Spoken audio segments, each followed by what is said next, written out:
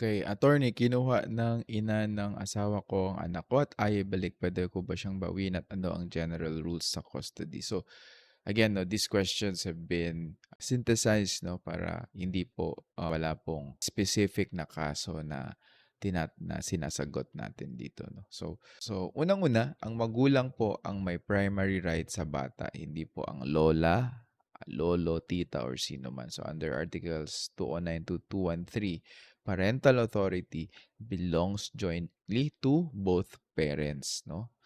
So, kung kasal sila. So, kung hindi kasal, custody belongs exclusively to the mother under Article 176.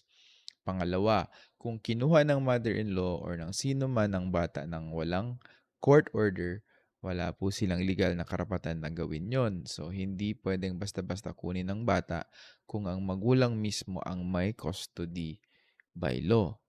Okay?